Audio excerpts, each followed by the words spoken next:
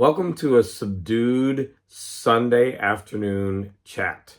So normally I do a Friday night chat, but it was a little bit busy, so I'm doing this chat on Sunday morning. Now, I don't know if you can tell, but my voice is ragged.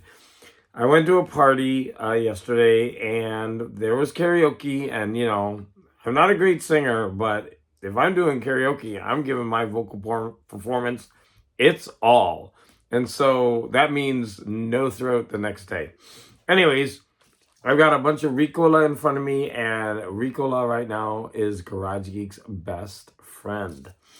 So Friday night, I went to visit my daughter and her new baby. Man, I can't think today. And so, Friday night was a little bit out. And then Saturday I had the live stream with Jeff and Larry. So Jeff's Cool Cave of Books and Larry's Library. And in the morning, I might have slept in a little bit, but I was reading. And then some comics books I'm going to show. And then, of course, I wanted to get ready for the live stream, so I had to gather all my stuff together. And then after the live stream, I went to the party and got home very late. And then this morning, Sunday, got up kind of late, just lounging in bed, trying to let my throat recover. And I should be drinking tea, but I'm drinking coffee. And so today is going to be slightly different, maybe. I'm going to talk about a lot of movies and a lot of comics. And then at the very end, I'm going to go over an album and I'm going to share some clips. I don't know if that might get my video banned. There's a certain reason why. But I'm going to go for it and we'll see. So I want to start off first with, I got this Christmas package in the mail from DJ Trish. I love getting her packets. I haven't opened it yet, so I'm going to open it now.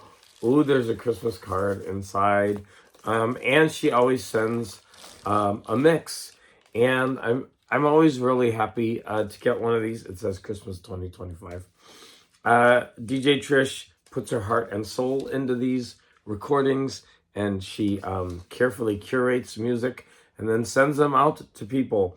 And I've been a really, really bad YouTuber for over the last months. I haven't been watching as much, excuse me, YouTube as I should. I blame my job, but I don't know if that's really a good reason. But now that I'm on vacation, I hope to catch up on some YouTube channels. And let me go ahead and open up the card. Again, I love Christmas cards because of the art. And so, DJ Trish, there better be some good art on this card. No, I'm joking. Okay, it won't come out of the envelope.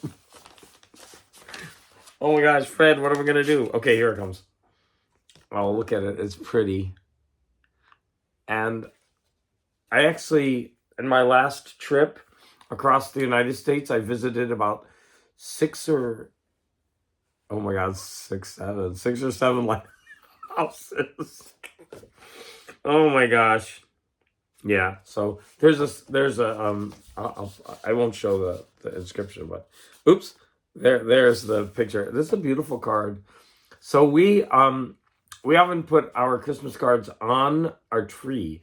And so DJ Trish, this is going on our tree. Thank you so much for thinking of me, especially when I've been such a bad YouTube friend. And that goes for all of you out there. It's not that I'm not thinking about you or appreciate you. It just, we all get busy. Okay, movies and comics. I'm going to go over all of these comics. So if you like comics, stick around for that. I'm going to go over movies first. Now, movies, like 7 movies and 2 TV shows. And I'm gonna preface this by saying, if you don't like old movies, and Kolchak, then maybe you don't want to watch my next week's show, because I found out that when I opened up HBO Max on my new TV, the one that I just got, I had to reinstall all the apps, so I'm doing them one by one. And as I opened up HBO, I found out that they had all these classic movies and they're leaving December 31st. And I decided that I'm going to watch as many of them as possible because most of them feature James Cagney and I forgot the guy's name, and he's in so many of these movies. The guy from The Thin Man, Powell, is his name Powell? Anyways, great actor. His name is slipping my mind, but I like my visual aids because the actors' names are on the posters, so it doesn't look like I'm as flighty in my brain because the names are there, and so I can remember easily. But anyways, the first movie I'm going to talk about is let me actually open up my iPad because again I've got the movies there. I'm gonna talk about the movie Civil War. Now I've been meaning to watch this movie for a while, and I had kind of low expectations. I don't know why. So there's a picture of Civil War. This is a movie by Alex Garland, and it stars Kirsten Dunst and many other actors. And I was blown away. I love this movie so much. Now, there, of course, with any movie, you could, you know, nitpick little things. But I was thoroughly engrossed the entire movie, and I liked where it was going. I liked the messages. Now, what it says was that Alex Garland, this is a movie about war journalists in a very, very near future dystopian United States where there's been a civil war and there are warring factions. And it seems like, you know, the president led or, you know, tried to gain too much power and then states broke away. And then Alex Garland himself wrote that this is a sci-fi allegory of our currently polarized predicament. And then I think he wrote that in 2020 and this came out in 2024, something like that. I was thoroughly engrossed. So many of the actors give really powerhouse performances. Jesse Plemons, who is Dunst's husband, he's in it. He's got a brief part, but he's powerful. He's always really good. And there is another actor who plays an older journalist. I forget his name. He's in so many movies. But he was really, really good in this. There was an All About Eve kind of dynamic going on, but in a very... All About Eve is twisted, but this is in a much more twisted way. It had a lot to say, and it was really interesting. It's part like zombie road trip kind of movie, and yeah, like the end scenes. It's just master filmmaking where he did Children of Men, and I remember seeing that in the theater, and I remember there being this really, really long sequence that's going on in a battle. And that happens. They're going through the White House, and I believe they had to reconstruct the entire White House, and they're just going through it. And I don't think the camera stops. And so come on. And so it was really, really well done. Hurry up, jump. My dog wants to get up. Come on. There he goes. Okay, so I'm gonna highly recommend Civil War. If you got HBO Max and you haven't watched Civil War, I don't know why you're waiting like I did, because I loved it. And even if you're not gonna like it, you're gonna enjoy the performances. And if you nitpick, like there are you know, critics online, you know, taking apart this or that and saying why they didn't like this or how that. I mean, if you're into sci-fi, you're gonna like this movie because.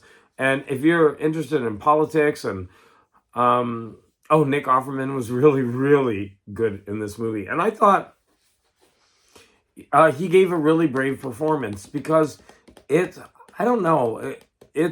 really interesting, I feel, when actors will do things that make them look like cowards or make them look other than, like, he's got this very manly, macho kind of persona.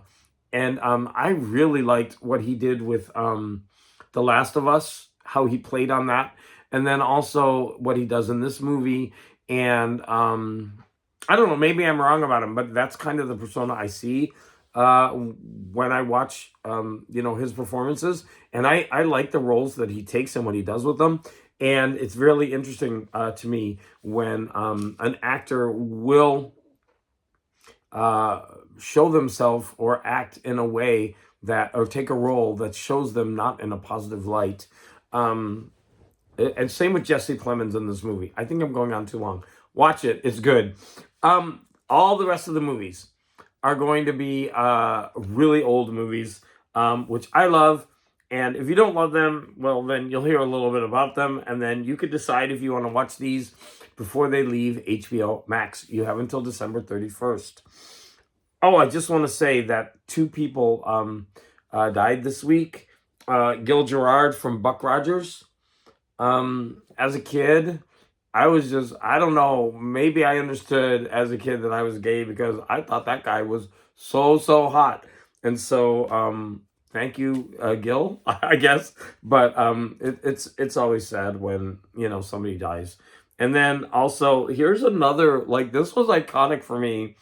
I used to watch General Hospital as a kid, and I would record it. I mean, God, I'm like really outing myself as gay. So, Anthony Geary, who played Luke, so he died this week. And Luke and Laura was just like this wild phenomenon, and I was part of it. I guess, like, I was along for the ride. I didn't see the part, like, I wasn't along for the beginning part, where there was all this kind of like weird, like he kidnapped Laura and then she falls in love with him, like a Stockholm syndrome. I don't know. That's all kind of weird and funny. I mean, soap operas. But for a while, General Hospital was on a wild ride, and it was a lot of fun to watch. And I mean, they had spies, and I just remember that lady with her face covered up and like half of her face, and because she had a scar, and then there was a big reveal about that. It was just all kinds of wild. But anyways, goodbye, Anthony Geary. Like I said, it's sad. I don't know why it's not sadder when someone in the media that we know dies, but it's just they had more of a spotlight on them, and they kind of bring back a sense of nostalgia, right? Because both of these people had like a weird effect on my life, and they have long-lasting effects that you don't even kind of realize, right? These performances become kind of part of you, or ingrained, or they're in your, I don't know what to say. And I appreciate both of them for what they did, and I'm gonna move on. So the next movie that I want to talk about is called Picture Snatcher. Well, this was the first one I watched, and this one, I'm trying to find here it is. First of all, like, is that a freaking gorgeous poster? So this movie is absolutely watchable. You should watch this one. There's like 2 on here of the 7 that I'm going to highly recommend. This one is one of them. If you want to watch an old movie and just experience an old movie and have a good time, this is it. James Cagney gets out of jail. He's a tough guy, and as he's getting out of jail, he meets all his old mob friends, and he decides that he's going straight for a better term. Like, he's going on the up and up. And so he decides that he's going to become a photographer for like a tabloid, like a sleaze newspaper. And those, I think, used to play a much bigger role in society than they do now. And it's just a fun movie. Like, he gets himself into all kinds of predicaments. He's running around acting tough. He's being chased half the movie. What's really strange, though, is some of the backstory. So first of all, this is my actual TV screen. When I pull it up on HBO, and I just think the way they design the screens, even when you're choosing movie, I think it's really artful. I think that's gorgeous. And you get that, and my TV screen is huge now, and you get that gigantic art. And then there were 2 women in this movie, 2 of the leads, and one is a woman that he's chasing, and one is a woman that is kind of chasing him. And there was a scene where I think he punches her, and then she actually got punched in the mouth and almost lost a tooth or more and had to go to the hospital. And I think in the scene, they changed it to him pushing her, because I was watching and he never actually punches her. I think they actually changed that scene. Maybe they refilmed it. But I mean, I guess it was, dangerous. Like he was punching and didn't pull his punch, or he didn't gauge it right. I'm sure he didn't really mean to punch her. And then there was this woman. So she plays a schoolgirl, and he's chasing her around. And the funny thing, or the weird thing about it, she's supposed to be like 16 in the script, but she's actually 14 in real life, and she lied about her age. And he's kissing her and courting her, and she's a 14-year-old. It's really weird. Like really weird. So you could watch that too. I don't know. But there's going to be another movie on this list that's even better. Okay, and he says this quote in the movie, which was so funny. There's something in this town I want to step on. I was laughing at that so much I had to write it down. Okay. From there I watched Kolchak, Primal Scream.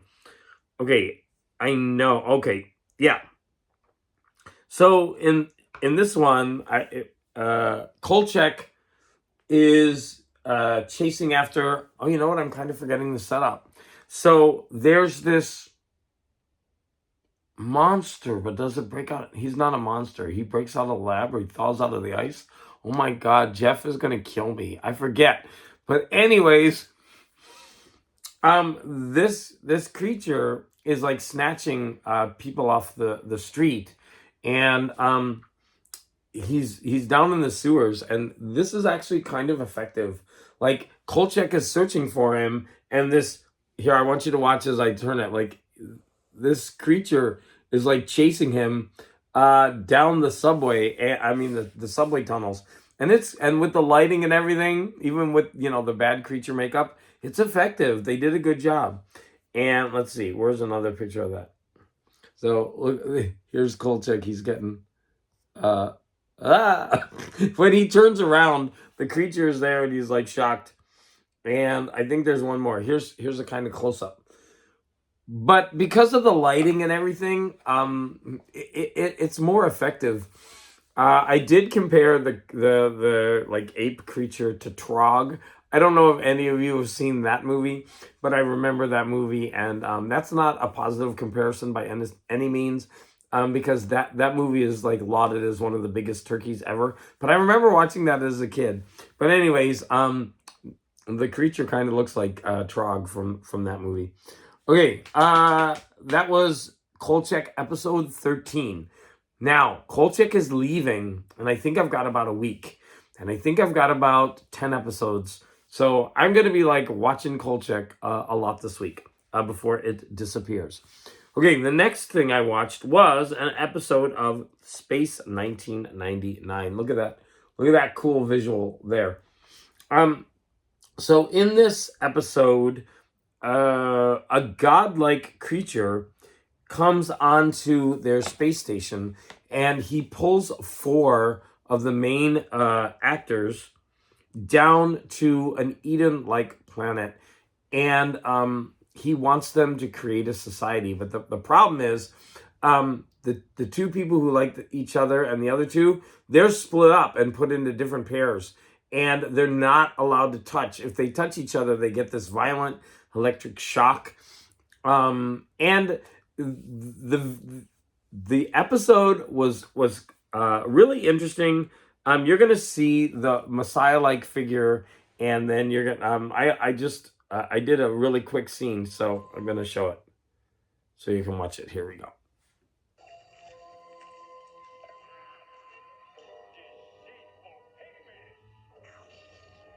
Okay, wait, I have to turn that up because what he says is hilarious.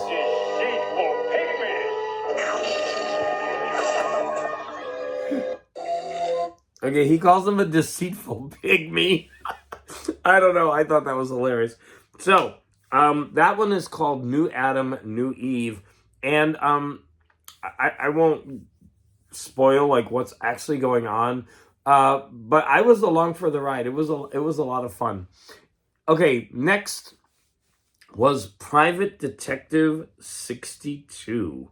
So this is crap, they don't say his name, but let me find the poster. There it is, Private Detective 62.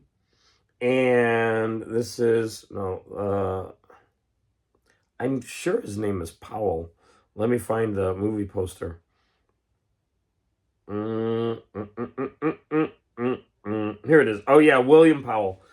Look at that cool movie poster. So, Private Detective 62. Now, these I watched I think two William Powell movies, and they're always these like murder detective things. So here it's kind of the kind of the same thing.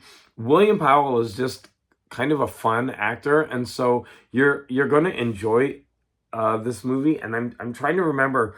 I think this is the one where he is a detective and he can't get a job.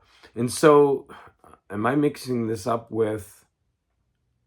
No, I think that's correct.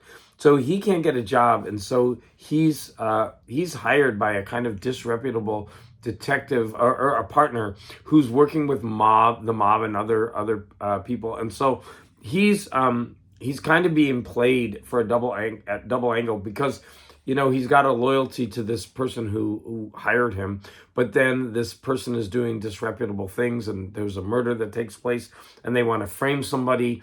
And it was actually kind of convoluted, but a lot of fun. So, I mean, you have to be in the mood for these kind of like whodunit things that are very like they want to make it overly complicated. They don't want you to figure it out. And so, if you're in the mood for that kind of thing, this is a good example of that. And then the next one was called 2 o'clock Courage. Now, this one, there's the movie poster, 2 o'clock Courage. This one, it didn't have anybody I knew, and then this movie, was another in the kind of the detective genre where there's a whodunit. They're all these partying socialites. And they're all like running around, and then there's all these red herrings. And I ended up not really enjoying this movie. It wasn't bad by any stretch of the means, by any stretch of the imagination. It says on the poster, oops, hold on, I lost everything. Hunted by the police, haunted by a scene he could almost remember, his mind a maze of doubt and fear, a new strange and startling thrill. Oh, I totally forgot. So in the very beginning of this movie, this man is walking down the street, and he doesn't know who he is, and there's like blood running down. This woman in a taxi stops, and she becomes his partner for the rest of the movie to try to help him understand who he is and what's going on. He's involved in a murder. He doesn't know if he's the murderer. It takes about half the movie for them to find out his actual name. It was fun, but it was overly convoluted. These movies are supposed to be like that. The detective stories are to keep you on a wild chase and ride and keep you guessing. But when you see a whole bunch of them, they kind of just start to do the same thing. And so, again, not horrible, but I'm not going to say like the best in this genre. Now, like most movies, I remember there was this beautiful scene. Let me see if I could find it. Yes, right here. They stop, and they're trying to go over what's in his clothing and in his hat, and to try to get clues of who he is. And there was this beautiful backdrop. I thought that was a really pretty scene in the movie. And then here is two of the women in the movie who are trying to seduce him in different ways for different reasons. And moving on. Next is the Kennel murder case. Now, this one also had William Powell, and this one, the review said that this is probably one of the finest examples of this type of movie in its genre. Again, I thought it was just okay. Maybe I'm not a big fan of these detective movies. I don't hate them. I like the performances. I think they're fun. I'm worried my iPad only has 13%. Let me see if I have anything on that I need to close. I'm just going to start closing everything to try to... Sorry, everybody. I'm like all over the place. I'm going to close every app except for my photos. Okay, so this is, again, William Powell, and there's a dog show, and there's a dog owner, and someone gets killed, and then it becomes this big convoluted, like, who did it? It's going back and forth. There's one suspect, and then they're proved to not have done it, mostly by being killed. And so then that leads them on to someone else. And I mean, it goes on and on and on. And so, yeah, Kennel murder case from 1933.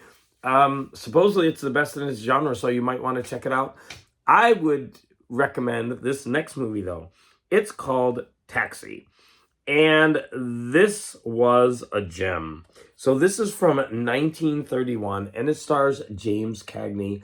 And this is probably going to be a controversial, but really fun. Like, it's got James Cagney doing what he does. He's a tough guy. He dances a couple of times in the movie, and it's not like dance numbers. It's part of what's going on in the movie. There's a dance contest where everybody's wearing a number and they're dancing around, and he's showing off what he can do.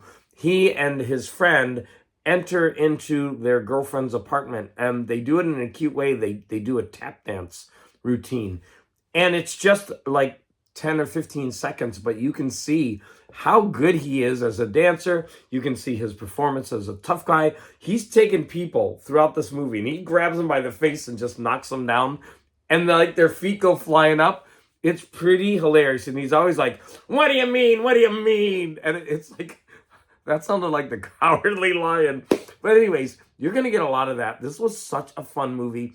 I would recommend that of all the movies that you watch, from my list, if you want to watch something old from this era, you either watch Taxi from 1931 or Picture Snatcher from 1933, although I believe Taxi is more interesting. Just a fun movie, but again, controversial, because there's a woman who he constantly mistreats her and lies to her, deceives her in certain ways. She's following him around like a puppy dog. He keeps running back to her. It's like really, really dysfunctional relationship. And, but anyways, it's a good movie. And then the last movie, I finally did it. The last movie is called The Tattooed Stranger. And despite this interesting kind of film noir movie poster, this is from 1950, and this is a totally different movie. This enters that genre where at that time they were trying to really show gritty, realistic noir. And this is a movie about police officers who are going into different areas of New York City following leads. And the actors that they use, they are not actors. And some of the comments that the reviewers wrote were hilarious, because they were like, these actors looked like they were like reading their lines from a cue card, but they were like so weird and odd. And they were like real people, and they just looked menacing. Like they'd be reading their cards like this, and like you could just tell you wouldn't want to mess with these people. But it gave it like I said, a gritty, realistic feel to the movie. But however, it was just boring. I found my mind wandering a lot during this movie, and I would not recommend it unless you like that genre where they were around the 1950s. They were trying for that gritty, realistic of the streets type of movies. And I think this is probably one of the B entries into this genre. And it is interesting. There were a couple of film techniques that I think that they used that were noteworthy. And also, they go into parts of New York City and they film that in places that I think aren't there anymore, and it's noted for that. And it gives this like slice of life in these areas of New York that other people probably didn't go to because they were dangerous, or they just weren't, they weren't filmed that much. And so it's notable for that reason. Okay, it's 30 minutes and I'm only 1/3. I've got comics and then I got the album. So I'm going to quickly look through my pictures to make sure I showed them all, because half the time, oh, here's one I didn't show. So William Powell as Philo Vance, the Kennel murder case. Oh, and by the way, this Philo Vance series was a series of movies that actually went to different movie studios and with different actors in the role. But I think William Powell was the one who created the role. And look at this great. Isn't that a cool poster for Taxi? I mean, look at his devilish grin. Just a great movie picture. And then this one is on the archive collection. I need to get that. Let's see, what else? Oh, yes, I remember this too. In Private Detective 62, they were playing a song I knew, and I was singing along to it, and it was Isn't It Romantic? And so I looked it up, and I was like, they didn't sing any lyrics. It was just the tune. And I was like, this can't be where that song is from. And so I looked it up and it said, Isn't It Romantic is a famous song by Rodgers and Hart, used as a recurring theme in the 1933 William Powell film Private Detective 62, playing throughout the movie and underscoring the romance between Powell's detective and Margaret Lindsay's character. Even though the song was originally from the 1932 musical Love Me Tonight. So they just took like the theme music and used it in their movie, which is kind of cool, because I was like humming along and singing to that. And then William Powell, this is information if you want to pause, about his Philo Vance character and the different movies that he's in. And I think that's it. Oh, here is me in front of our Christmas tree. My husband and sister-in-law, they spent like one day, and then all the next day putting up all the decorations. And I could tell like it's getting more and more difficult for my husband to do it all, because he's got to go up into our attic space, like crawl in, because we don't have like an attic per se. We have these like crawl in spaces, and you put boxes in there, so he's got to drag it all out and he's got to bring it all down, he's got to put it up. And as he's getting older, that's getting more and more difficult for him to do. And so it actually took 2 days this year. Anyways, I'm happy that it's done and that it's all up.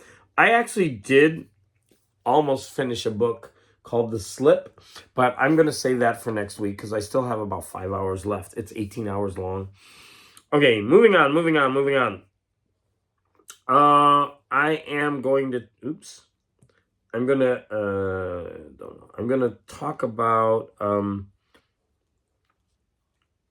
going to say that, okay, sorry. I'm like, ugh.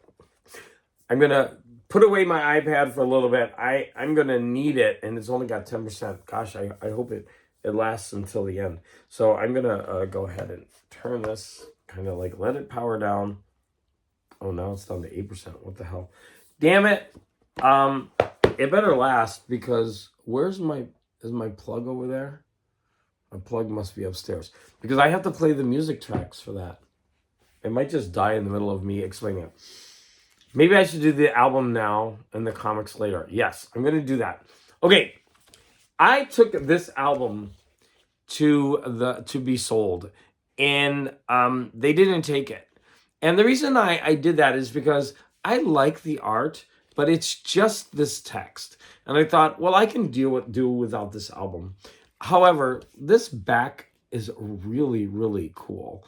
And when I was going through the albums that I didn't sell, I pulled this out and I've listened to it before, but I never gave it like a full, really good listen. And this is Lena Horne and Gabor Szabo. And they're doing all cover songs, a lot of Beatles. And I decided to give this one a serious listen to. And so I've been listening to it all week. It's got this really cool Sky label. Now, what I found out was that this was recorded in 1969 on Sky Records, and then they folded. And so after that, it was put out a couple of years later by a different company with a different cover and a different title, because there was a minor hit on this album, which I'm going to play, and I'm going to show you. They put it out under that horrible album cover. Now, All Music Review states Lena and Gabor is an unexpected delight, capturing a soulfulness and sass largely absent from the singer's previous efforts. Producer and arranger Gary McFarlane's candy-coated orchestral settings. Basically, it means candy-coated. It's cheesy. Orchestral settings afford Horne the opportunity to step out of the elegant but often stuffy refinement of her classic LPs and let down her hair. We are going to listen to some samples. So these are the tracks. There's a lot of Beatles, but there are other things as well. And in fact, the hit on this album wasn't one that I would have picked. And so I'm going to play a section from that as well.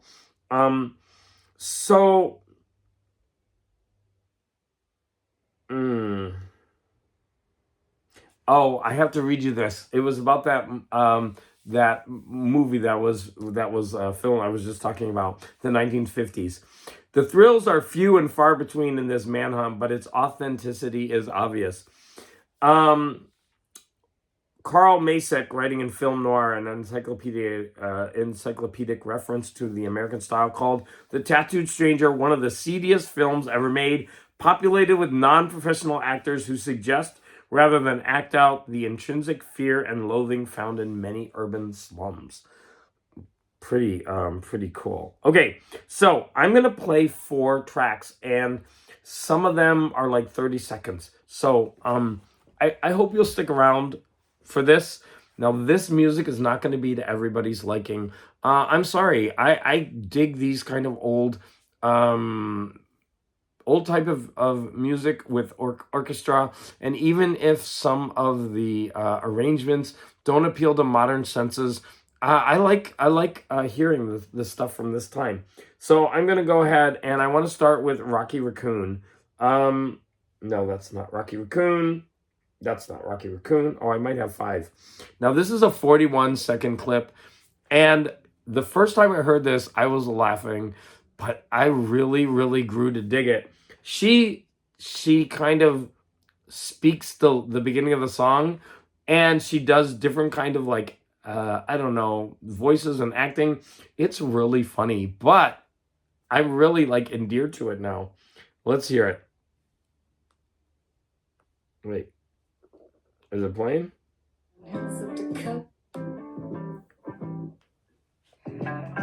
Now, somewhere in the Black Mountain Hills of Dakota, there lived a young boy named Rocky Raccoon. One day, his woman run off with another guy. Hit young Rocky in the eye. Rocky didn't like that. He said, I'm gonna get that boy. So one day, he walked into town and booked himself a room in the local saloon. Rocky Raccoon checked into his room, only to find Gideon's Bible. Okay, I don't know about you, but after hearing that a few times, I totally dig it. It's kind of swingy, it's like sultry and jazzy. I don't know. Is it cheesy? Yes, but it's so much fun, and like I said, I dig it. Okay, if you didn't like that, you probably won't like the rest of this. So I'm gonna play 4 more clips. The next one is, oh no, that's Rocky Raccoon. There are places I remember all my life, though some have changed, some forever, not for better. Some have gone, and some remain.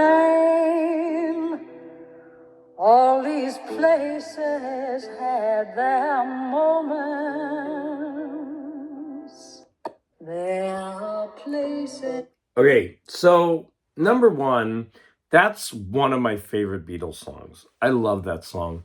I love the nostalgia that that song brings.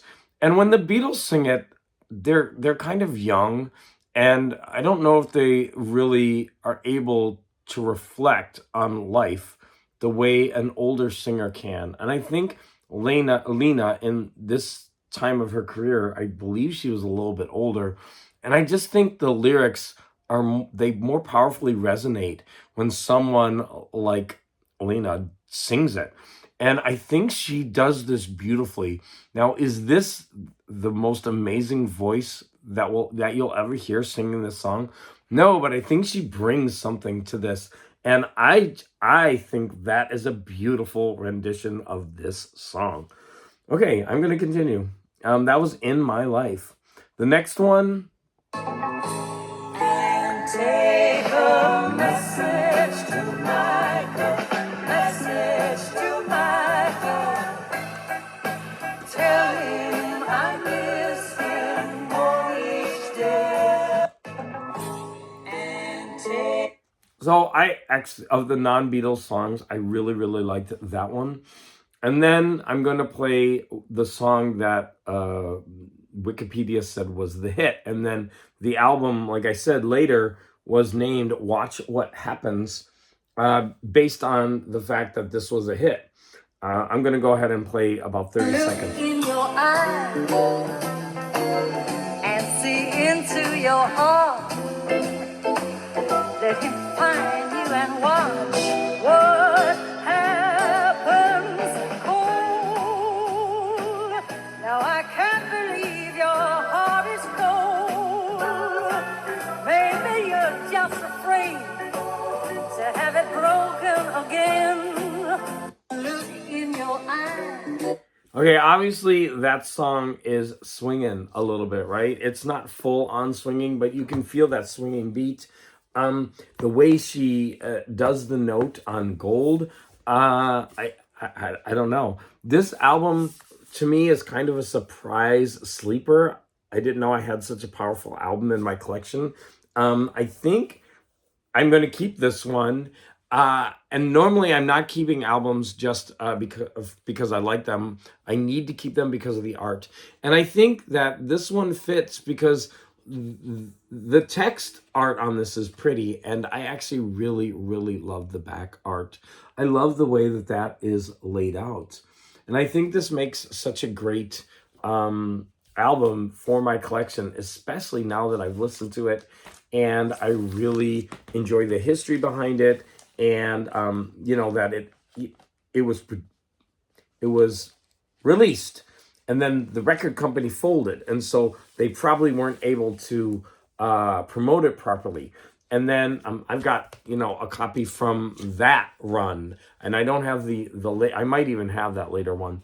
And then I don't know, just the history and the vocal performances, and I don't know much about Gabor. I didn't really look him up, but I'm sure he adds a lot to this album. And this is a good one. This is a keeper. But hey, you have to like kind of cheesy jazz arrangements, and you'll be gold. All right, now it is time to talk about these comics. Okay, I'm gonna start with Bug Wars. So Bug Wars, I bought this because in Dope Comics or year roundup of his best comic reads, he picked this as one of them. He picked 5, and I have 2 of them here. I was able to pick them up recently at a store. I went to a comic book store just to get these. because of his recommendation. And so I read Bug Wars, and this is a fun, wild ride. If you buy this comic, you are not going to be disappointed. It's a very kind of adult Micronauts in a way, but we don't have all that background Micronauts story. It's there. It's like the Micronauts are the insects that are in a yard, and the father did some experimenting on insects, and I don't know if we don't know yet if he actually created this whole microcosm where there are like intelligent insects and human type insects, and there's also the son of the father who did the experimentation. He finds an amulet and he shrinks down, but it gives him this like these temporary like almost godlike powers among these tribes of insects. And the whole world building of this is quite interesting. All the backstory, when you start meeting all the clans and what they do. The art is really fun. It was a fun, interesting ride of a comic that just flows. And I think if you like fantasy and world building, then this is the comic for you. I would give this 4 out of 5 just because I'm not hugely into fantasy, but I think someone who loves fantasy would absolutely give this a 5 out of 5. Next, we have the other book on his list, and that's Let This One Be a Devil. Now, this is End of the True Weird Story. Now, I had some qualms about this. Is this a fun book? Absolutely. And what it does is really, really fun. It basically takes a myth or some kind of true story or something that was reported in the news, and it makes up a backstory. It does some history. It jumps through time to try to find out how this myth was created and how it's played out over different generations. And the one qualm I had about this is it's like you're watching one of those shows on TV where they're reenacting things that they don't know. Like they're like putting things together that weren't really there, and they're just trying to like fill it in with things that could have happened. And so when you're doing something like this, you're following characters who, of course, would now be long dead, and you're showing all their emotions and what they did. And so it's actually becoming a narrative rather than a true story. And that's my only qualm about this. However, if you don't mind that, if you just want to read a fun, interesting comic that takes some ideas from American myth and folklore and builds up this world around it, jumping through time, creating characters and stories around this myth, then you, I think, are going to be in for a really, really good comic book reading experience. Like I said, initially I did not think the art was that great, but it really grew on me, and it was moody and atmospheric the way it needed to be, and I ended up really enjoying this.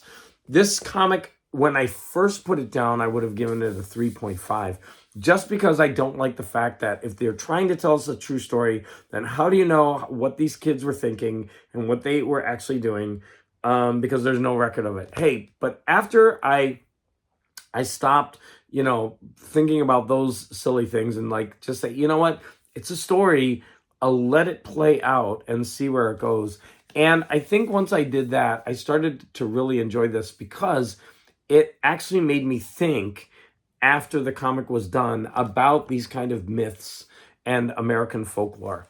And so I'm going to raise my grade to about 4 or even 4.5 for this one. It is more expensive than the other comics. So I've got 3 more. So I finished the second book in the Immortal Thor. And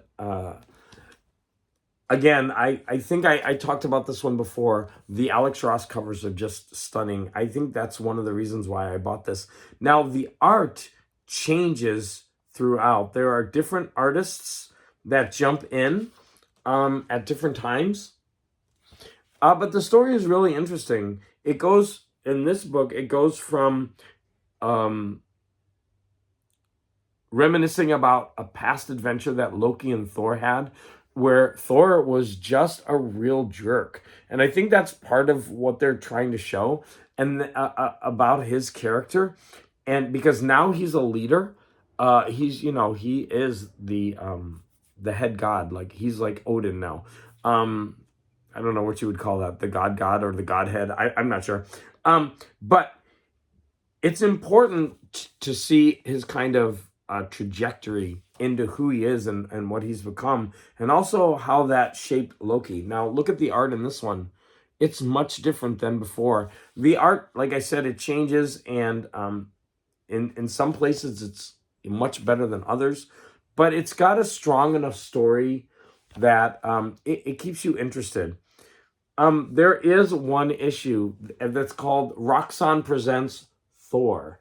Now, at the end of this issue, this corporation has built up this idea of Thor, and they even have a fake Thor, and they have magic. So whatever they create in print becomes reality.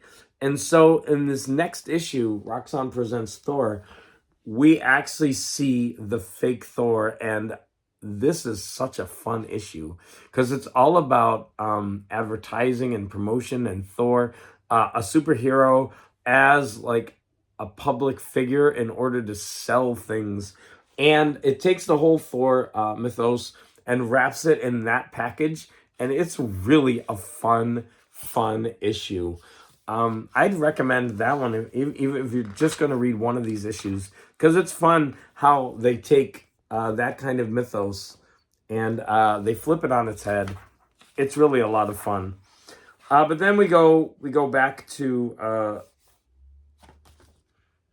the regular story and how Thor has to overcome this. And again, this is the second of 4 that I have, and I am looking forward to reading the next one. Okay, the next book I've got very, very mixed opinions on. I started off Tom King's Wonder Woman #1, and I was thoroughly hooked. The art in this is phenomenal. The story was amazing. Now I come to this one, and it's becoming problematic. One of the big problems that I have is the insertion of these frickin' I don't know what you call them, events. They ruin everything.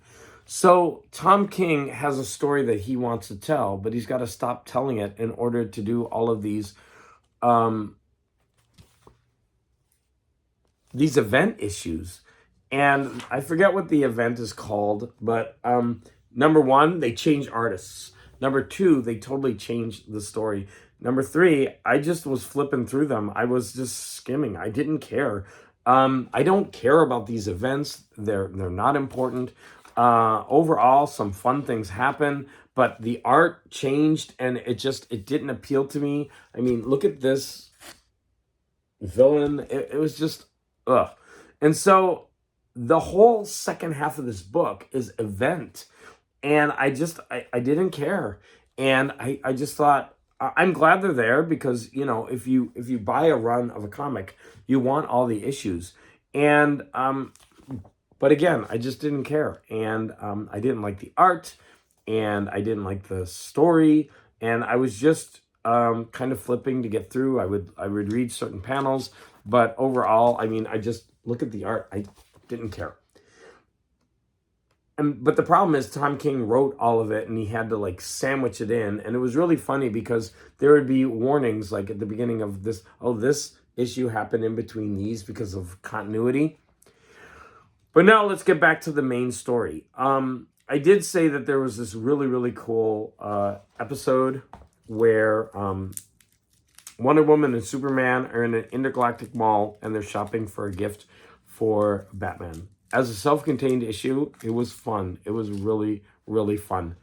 It had comedic elements. It showed both of them out of their normal situations, just doing everyday kind of things, and playing with the trope of the three, that trinity, and how they act and how they feel for each other.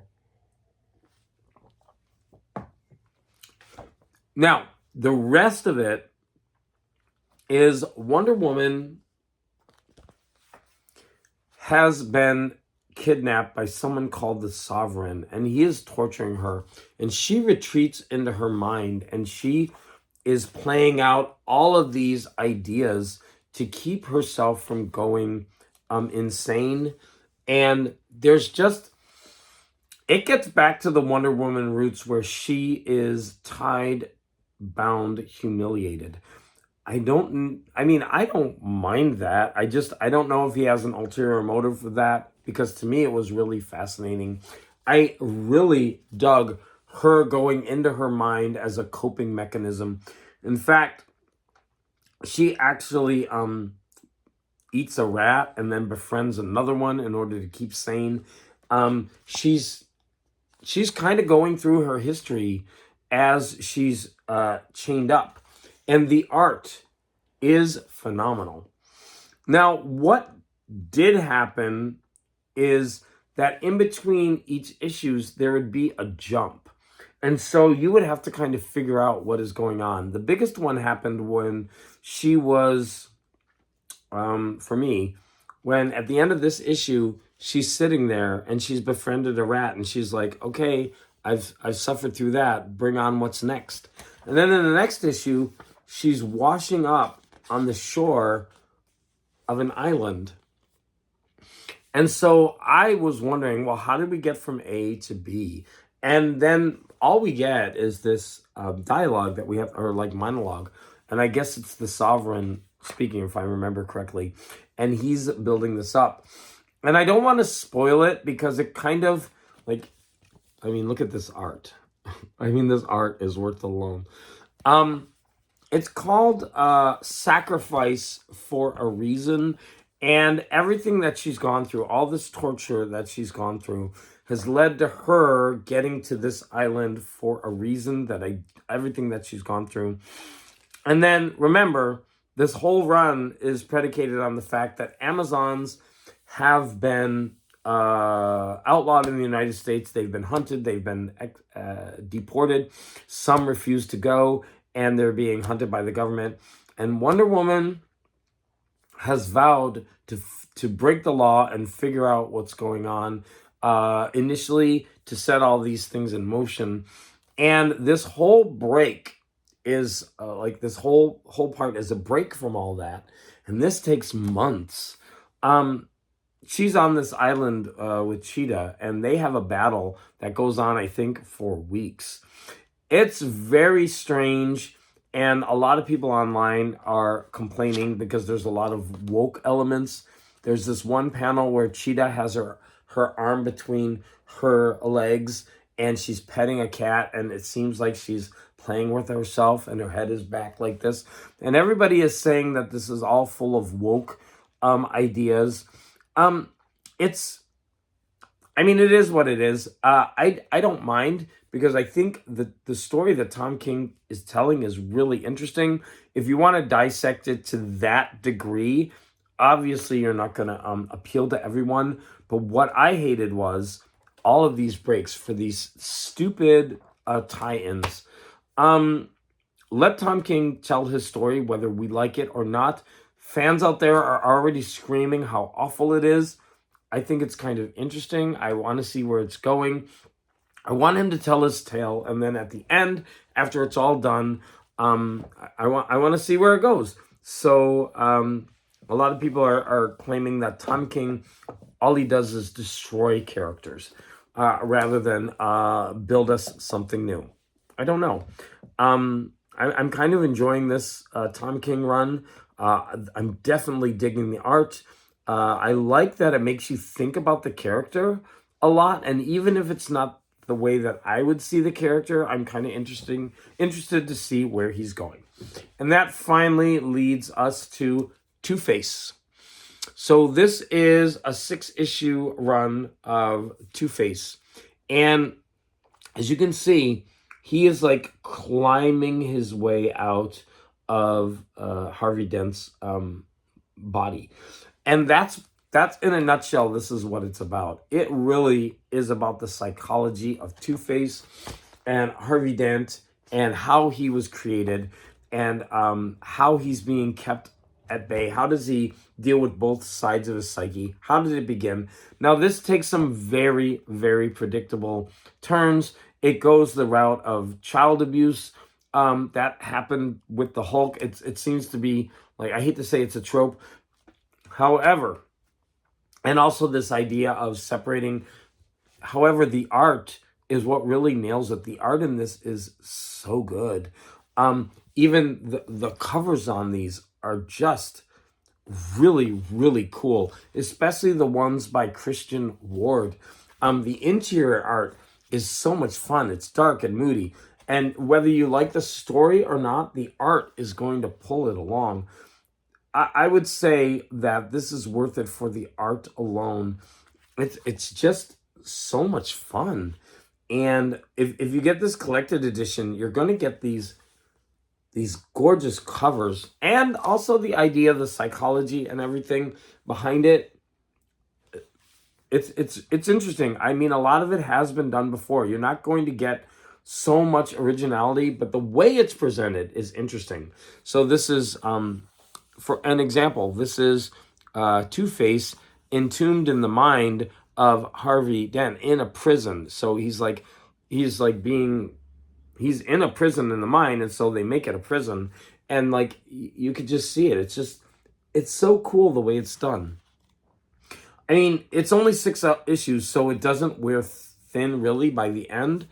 Yeah. So I'm gonna say that this is a 4.5 out of 5. I don't think I graded the Wonder Woman. I think I'm gonna have to give that one a 3 out of 5, and that's just because half of it is wasted.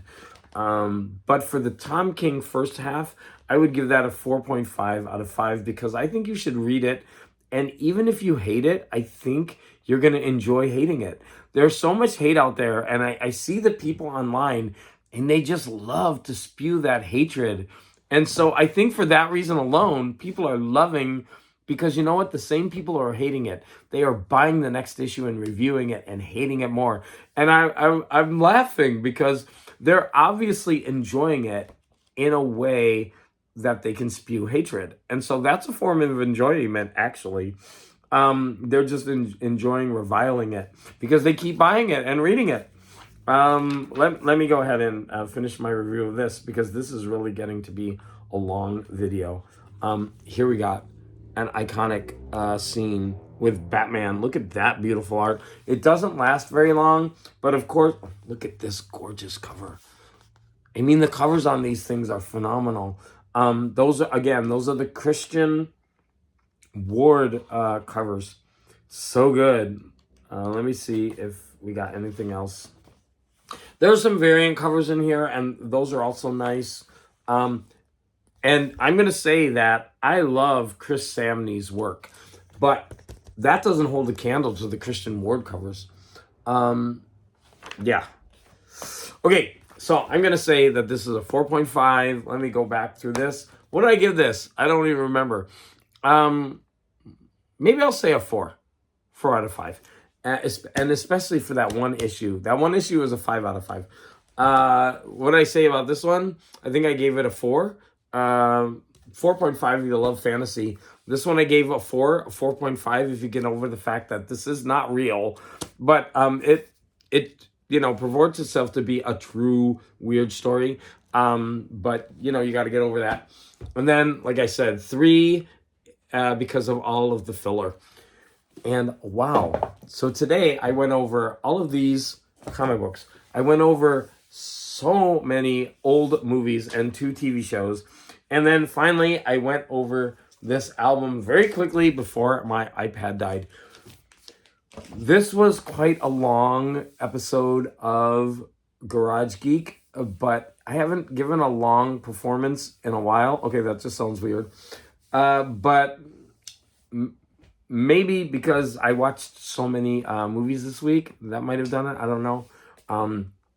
But I want to thank you all, especially at the beginning of this. I was rambling on and on about my life, um, which nobody needs to hear all those details. But like I always say, I really do appreciate the support. Oh, I want to know your opinion on something. I've been keeping a list of all the books that I read this year, and I'm wondering if anybody would like to see a video where I kind of just show off the books that I read because I took pictures of them and kept them on a spreadsheet and pick my top books of the year.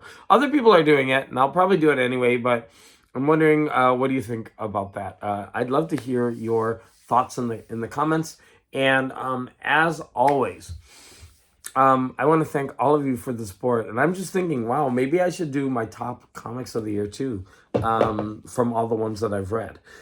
Again, I want to thank all of you for the support. And always, all your comments are always greatly, greatly appreciated.